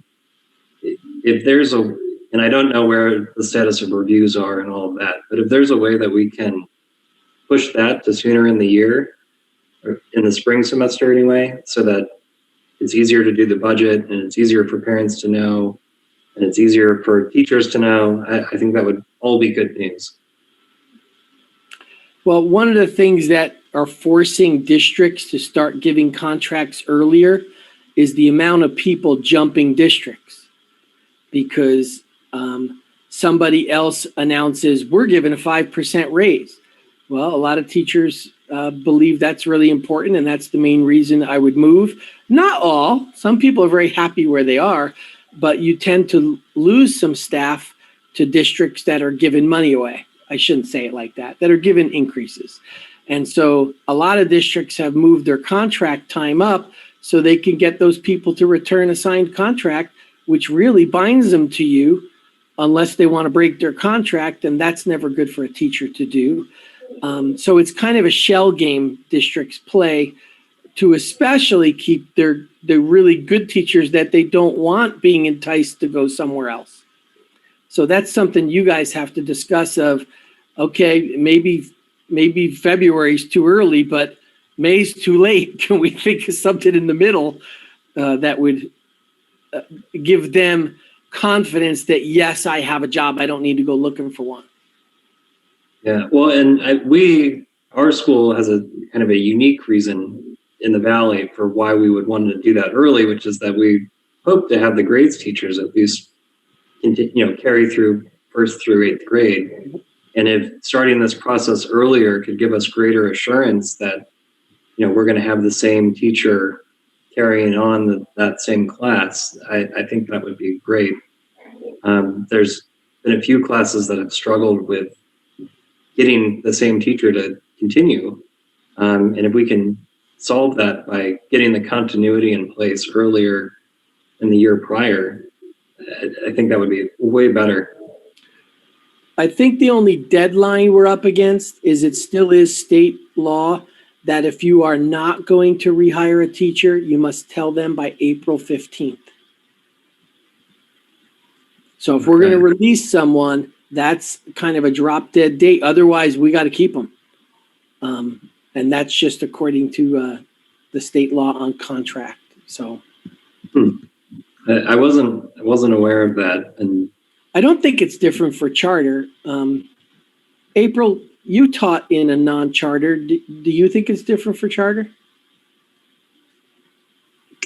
I don't have the answer to that. I would need to research that. Okay. Yeah, I think April 15th is for everyone, especially since we are a public charter. It may be a different rule for St. Mary's, a private Catholic school, but I believe public charters follow the same rule on contract. And April 15th is not asking a lot, guys. We should know by then if we believe this teacher is someone we want back and in front of our kids, or no, we don't want them back. That's late enough. That's over 3/4 of a year of teaching. So Yeah, I really think the sooner in the semester, this semester, we could do it, the better, for all the reasons you've said. well, I'm trying to remember the lady's name who does our evaluation. She used to teach for us, I believe, correct? Yes. Drew's fifth grade is her name. That's her. I have no knowledge if she has done her first semester ones and now will be starting on her second. Obviously, with remote and in and out, it had to be a challenge for her to try and get those done. It's just more different than any evaluation system has ever seen. So I don't know if she's been in classrooms. I know she's coming from out of town, which is complicated too. I hear she's wonderful and a great resource for Waldorf and for teaching techniques. But I just don't know where she is on, did I do half the staff? Did I do everyone's first semester eval? Now I'm starting the second. John, did you get an eval first semester? I did. Okay. And so the evaluation, yeah, like you say, it's not consistent because you sort of have these three realms. And I know Drew is expert in 1 through 8, but I'm not sure that she's doing kindergarten or high school So necessarily. who evaluates them? Well, there's been different methodologies. Sometimes they have been evaluated by peers. Sometimes they have had an outside evaluator come in. It's flexible, let us just say. And you couldn't tell me if anyone from the high school has been evaluated this year yet. Not to my knowledge, I do not know. Would Millie know the answer to that? Is that who I should talk Yeah, to? yes, sir, she would. Okay. And obviously, it's really hard to not offer a contract to someone that you have not done an evaluation on. That is something a teacher could litigate. The evaluation should be the basis of keeping a job or not keeping a job. And so if you haven't done due diligence to do it, it puts us in a weird situation. And so I just want to make sure we're in compliance with that kind of stuff before the school year gets to the end and we decide we're not going to offer a contract. Although I will tell you, I'm not hearing that any of the high school teachers shouldn't come back. And by the way, that's just one aspect looking at an evaluation. The other side is we are missing out on an opportunity to tell Mr. Dave, the math teacher, what a wonderful job he's doing and that he does this really well and he does that really well. And that is even more critical than telling the person who's doing bad you can't come back. So Sure. Mr. Maurizio, may I say one thing, and that is if we could stay away from names. I'm sorry. In terms of our discussion, I think that would be better for all parties concerned. I got it. I hope everyone understood I was complimenting that teacher. I know that I understand that, and it came through loud and clear. It's just I don't want to violate anyone's I understand. No anything. problem. Yes, sir.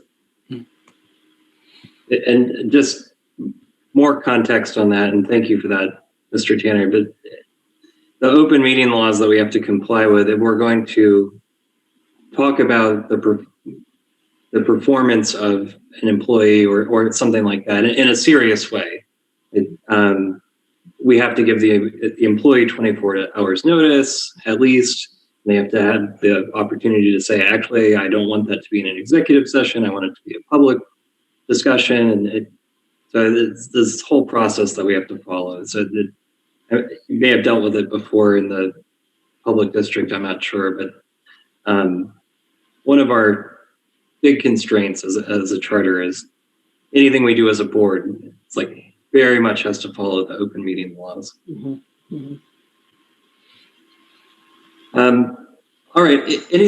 Anything else operationally that you want us to weigh in on right now? Well, I think the topic was also about transition. And I don't want to be too selfish here, but I'm not quite ready for her to go away. And yet, at the same time, I want to respect, she's trying to run her own private business. And I don't want to step on her toes there. But she has a little bit of tribal knowledge, at least more than I do, of situations that are ongoing that it's important for her to relay to me so I don't say something stupid or do something stupid. And I don't know how long she would hope that could still happen. I would defer to her to say, Frank, I can give you 1 week. I can give you 3 days. I can give you 2 weeks. I would love her input on the situation with then your approval, if that's okay. Yeah, absolutely. And maybe the three of us can take this conversation offline. I know this is kind of a weird thing to talk about in front of 30 other people. But we can definitely accommodate overlap on our part. So it's just a matter of figuring out that timing and what makes sense for everybody. At the bottom of our screen, it says participants 33. Is that how many family members are watching us right now? So that includes the 7 of us and then 26 other attendees who are just watching what's going on. Good to know. Good to know. So one of the best parts about the schools, I'm sure you've already figured out, is the high level of engagement we get from our families and our parents and on everything.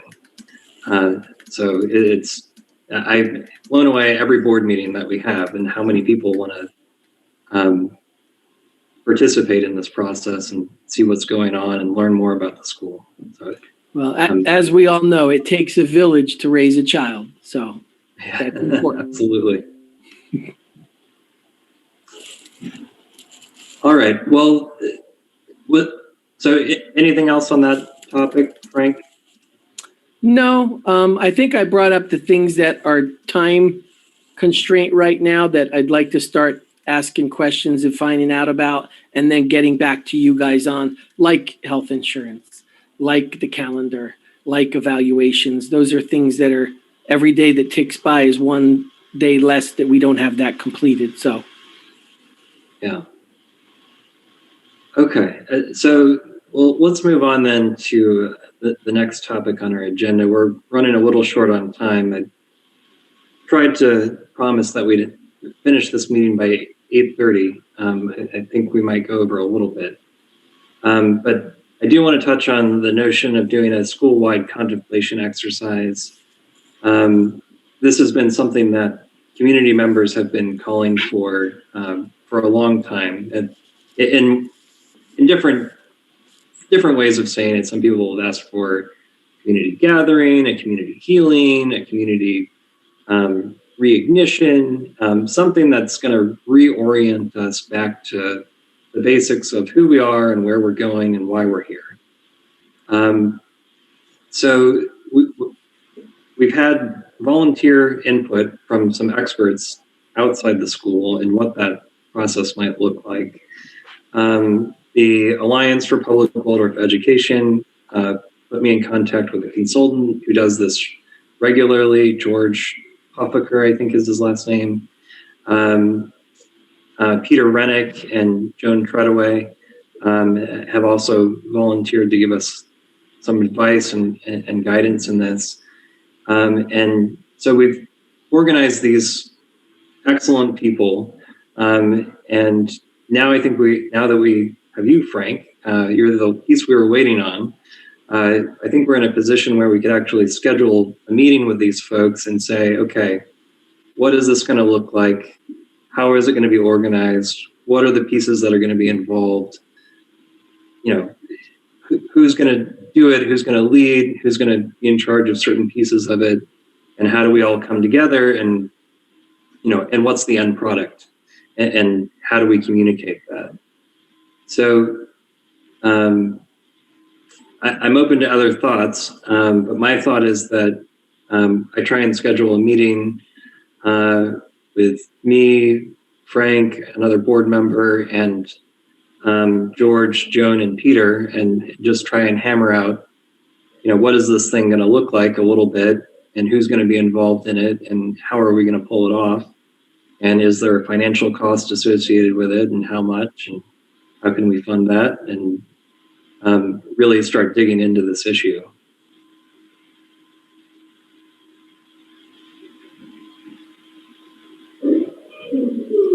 Yes. Do you have a time frame in mind, Gregory? So I would love to have this done by the end of this semester. I think that's probably overly ambitious based on having to transition the school, between virtual and hybrid, and just the amount of work that's involved there. I think more realistic would be by the end of this calendar year, we have that project completed and done.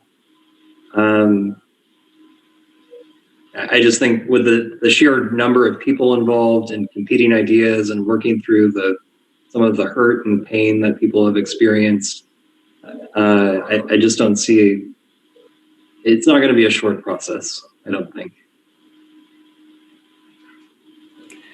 Well, as you know, step one is always the hardest, and yet the one you should do the soonest, so you have time in between the first meeting and the second meeting to really think about what they told us.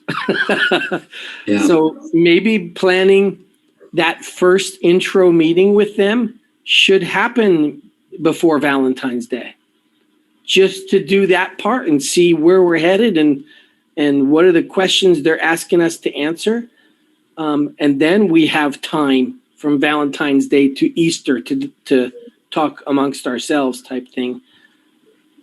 Yeah, that makes sense. And with the academic calendar, aren't there a couple of days were closed in February? No school? Well, Martin Luther King Day, for one.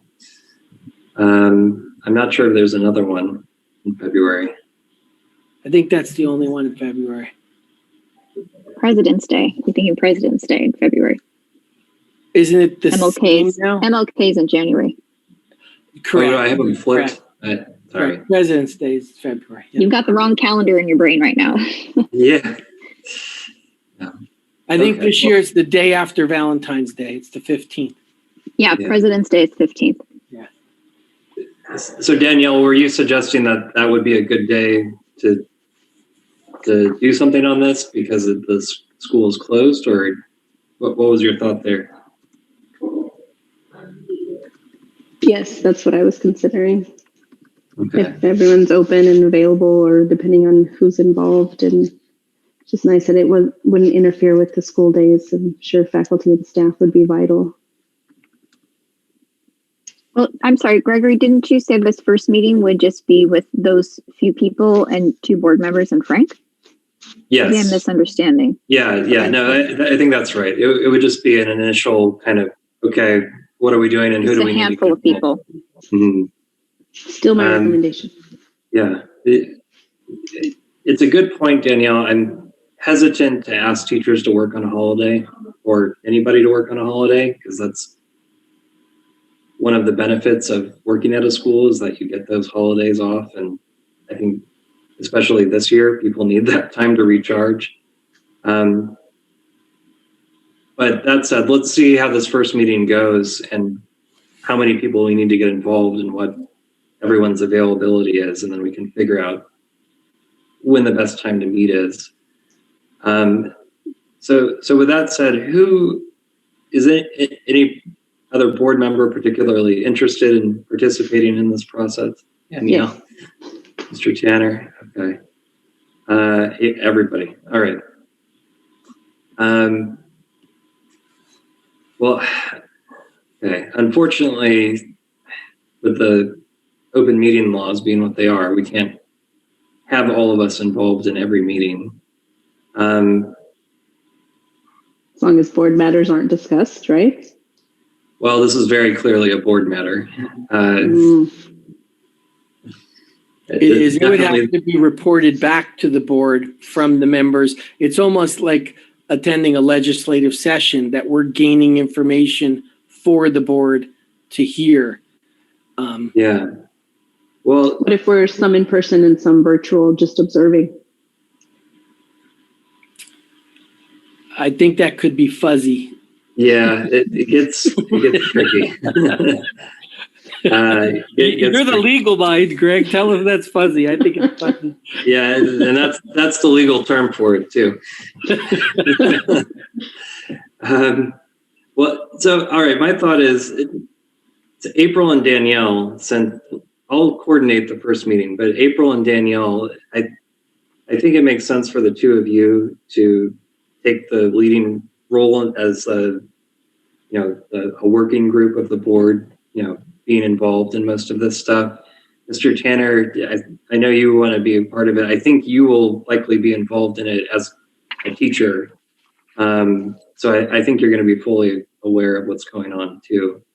And then I'm happy to step back and receive reports and give input and let the two of you, jump in. April, you did such a great job with the executive director search process. This is the same kind of thing where we're going to need that level of organizational prowess. So if you're willing to lend your able hands to this project as well, I would kick myself if I didn't take you up on it. First of all, thank you. I'm happy to organize. But I don't agree with everything that you just said. I feel like a lot of the concerns come directly to you, and I don't think it makes sense to have you sit out on this when we need kind of the first voice who hears all these concerns. I feel like you need to be there to relay those to the group of people who are going to be leading us through this. It's getting late. I'm losing my words. This process that we're going to be doing. I hear bits and pieces. I've certainly interacted with the faculty. I feel like I am getting more and more phone calls and emails. But I feel like you get the brunt of it. And I think it's important for you to be a part of this so you can relay those views. I don't know. Certainly it's up to you. I don't know. Yeah, well, I don't know how I feel about that. You make a good point. And I'm certainly not trying to shirk responsibility here. I'm just trying to allocate resources in the best way. And give every board member who wants to participate, a chance to do so in this process in some way. Yeah, and if I need to step back on this, and I'm happy to just have a phone call with Danielle and relay my experiences with her, anonymous messages that I've gotten from teachers, share some history. I don't know. I feel like of the three of us, you need to be involved the most. I don't know. Maybe we just need to have more time to make this decision and be thoughtful about it. Yeah. Well, let's do this then. We'll plan on this first meeting being me and Frank and the three outside experts, and then from there we'll report back to the board. And then we can make decisions about who on the board is going to be more involved in this thing going forward once we have a better idea of what we're actually dealing with. That's a creative way. I think that's fair. All right. My intention is to make sure that everybody is included in whatever capacity that we can accommodate with the legal constraints that we have. So I'm going to figure that out.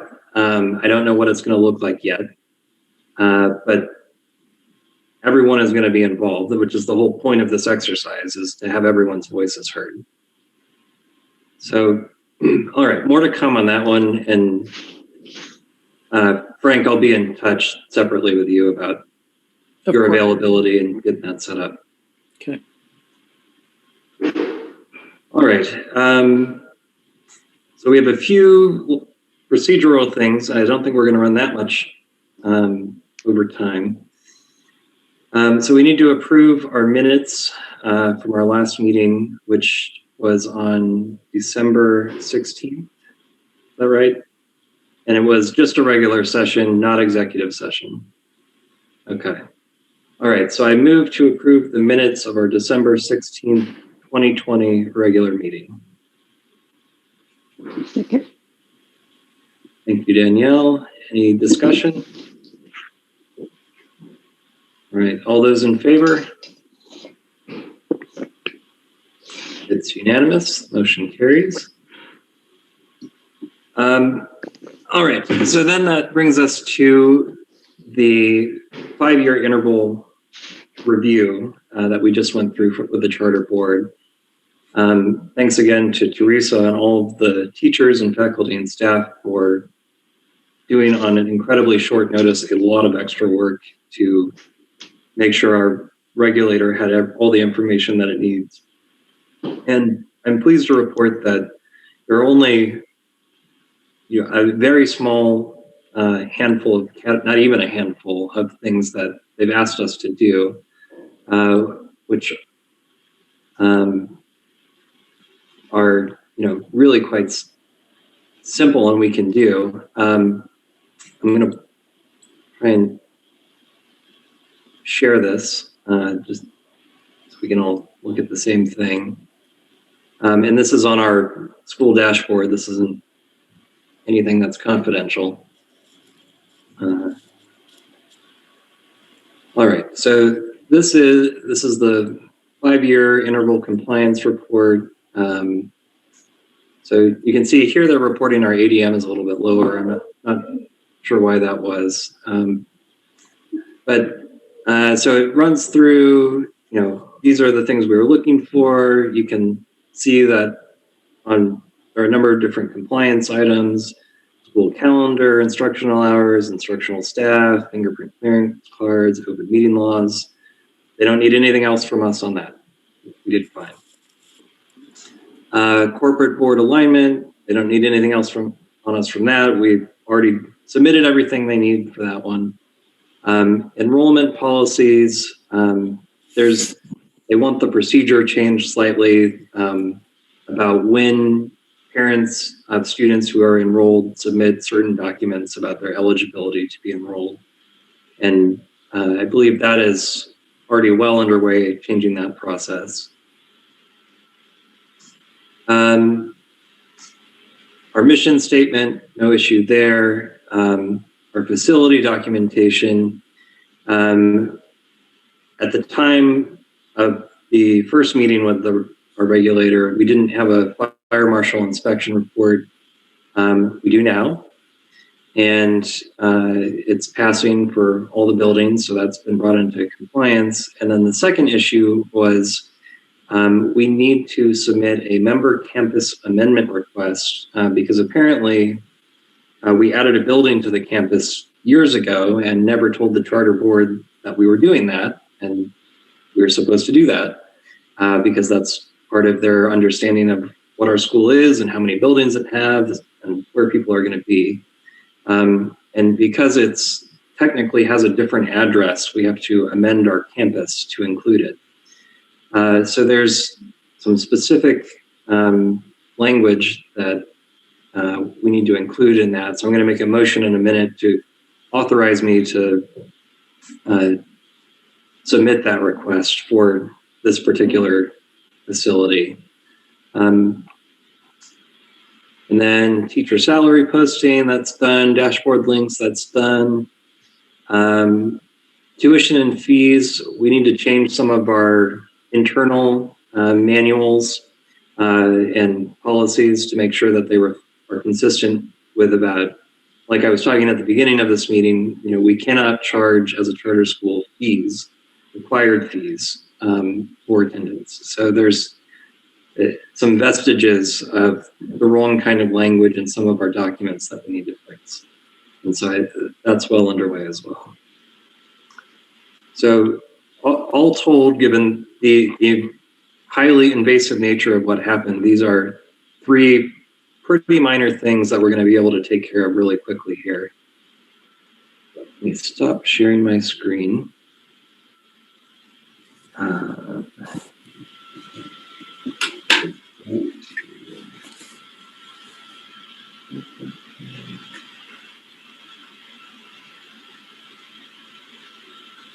Okay, so as part of fixing that member campus amendment, I will move for approval to submit a member campus amendment request to the charter board to add the facility located at 6036 South 28th Street, Phoenix, Arizona, 85042.